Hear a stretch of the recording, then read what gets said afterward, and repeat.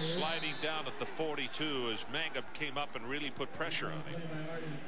And he will make the stop. They're going to spot him just short of the 43-yard line. Well, they usually talk about Fred Gatlin being the scrambling quarterback, but you're going to see Chris Vargas, no one to throw to. Artie Mangum, number 5. You see the pressure coming from both sides. There's Artie Mangum just making the tackle, along with Joe Bear. Gain of 7 on first down. They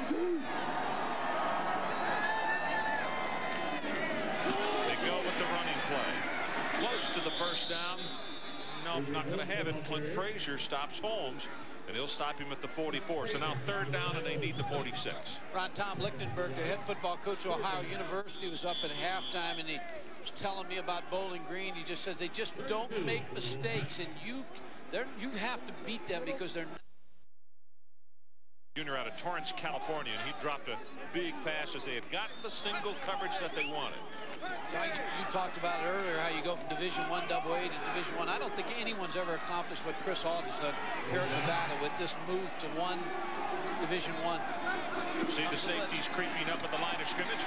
Wants to go. He gets his safety valve, and that's complete to Mike Senior, and he is being dragged down inside the 25-yard line. Well, Paul Ferraro, the defensive coordinator from Bowling Green, has pushed all the right buttons up to this point, but I'll tell you, they're going to give Bowling Green the ball. They are going to give the ball to Bowling Green. They lobbied and lobbied and lobbied. That is in shock, the offense. First and 10 for the Falcons. Number 3, Ken Burris. Stealing Ken Burris just pulls the football away from the receiver. Mike Senior, can he pull the ball away? He has it. Good call by the official. Sure was. Pulled it out, and it came right down on his stomach, and his knee had not touched. To talk about the fact that you can't, I don't think you can blitz Chris Vargas because he just is really quick to get rid of the ball, but they take the football away anyway. Leroy Smith. He'll take it for a couple, and I'm going to be surprised if we see an inordinate amount of throwing from Bowling Green in the second half. Not that they'll go into a shell because they throw it so well, but I think you'll see a lot of what we just saw right there to take a lot of time off the clock. Well, I know this is a comeback team, Nevada, but if they don't stop Bowling Green on this drive, if Bowling Green takes this football and drives of this game, it is in jeopardy. When you only have the ball just over 11 minutes and a half, it's hard to come back. You can't, I mean, you just can't allow Bowling Green to continue those long drives because they keep your offense off the field. Play action. Got him open. That's McElroy. Still on his feet, and he'll take it out across the 40 to the 43-yard line. Lamont Porter had to stop him, but it's a 15-yard gain. You know, Mike, if you look at what has happened in the football game, 2 chances. The last 2 times that Nevada has had the football, huge situations to gain more momentum. Stopped at the goal line. We go to halftime, and right here, they're driving the football and a chance for more points. We're talking 2 touchdowns. That's right. That's exactly right. And you have to look at Bowling Green and say they're opportunistic because they have been able to make the plays, Nevada not make them.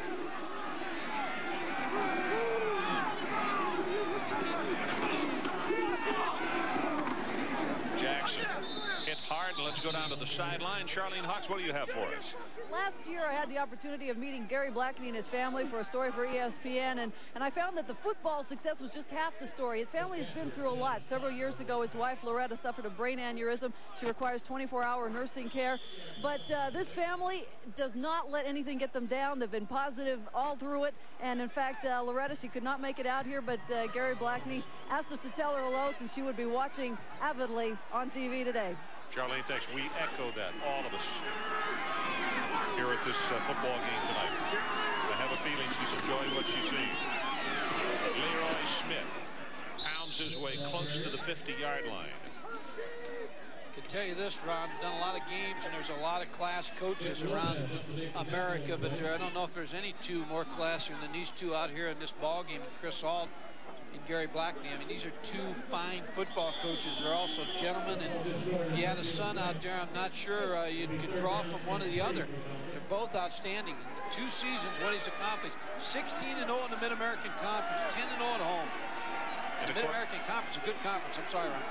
And on the other side of the field, we've talked about Chris and the job that he has done. They go from Division I AA, and here they are Division I in Enabolden. Blitz is on. Pass is dropped. Slachik could not hold on at the 40-yard line, and Eric Wright took a pretty good shot after he delivered the ball. Take a picture of this one because you're not going to see this often. I mean, it would have been a tough catch for Mark Slachik, but you hardly ever see this guy miss any kind of football. Blitz by Clayton Lopez, number 6 on Eric White. And here's the pass.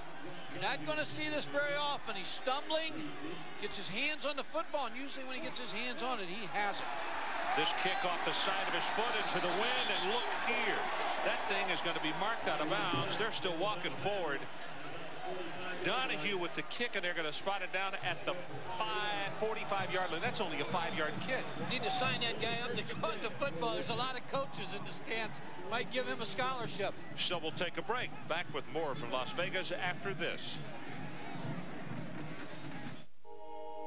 Where in the world can you find a castle, tigers, the black hole, glamour, romance, neon, a volcano, more neon, feathers, a cabaret, a tropical island, more romance, and superstar after superstar after superstar, only in Las Vegas.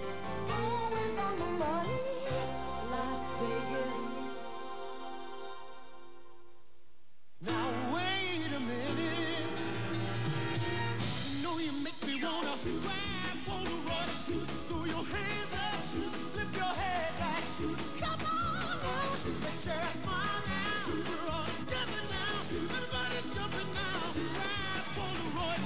If you want to pick up the fun, pick up a Polaroid camera and plenty of film. Because when the film runs out, so does the fun. Ride Polaroid. You know you make me wanna.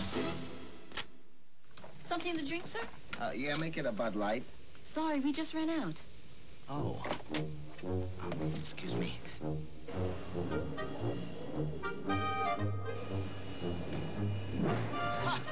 Bud Light? Try Flight 261 out of L.A. Oh, thank you. If you want great taste that won't fill you up and never let you down, make it a Bud Light. Do you have a Bud Light? Yes. Welcome aboard, sir. Great. Where are we going?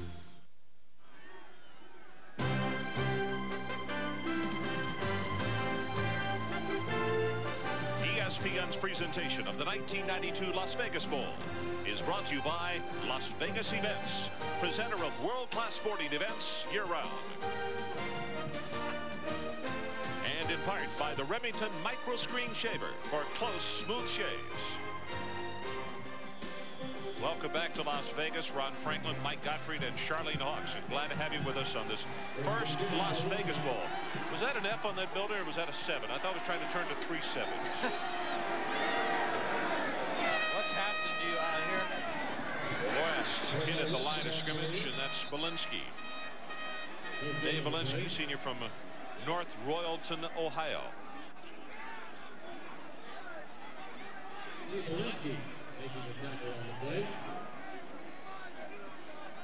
Now, this is a comparison of what they've done all year compared to what they've done tonight. 431 is what they've averaged.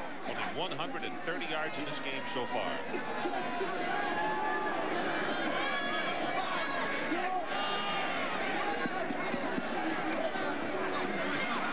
Pass almost intercepted. That was Burris who cut in front. He's trying to go for the cycle tonight. He's already got a blocked kick, and after he blocked it, he made the recovery. He was trying to get the pick off there. Ken Burris covering on the play. He's got the best speed on the team, confidence. Feels like he can match up with anybody. They put him back in zone coverage on this play, and look at the hit by Artie Mangum, number 5, trying to finish off Darrell King. Third down for Nevada. Cornell West is the man who was shifting right there at the 36-yard line. Here comes the blitz.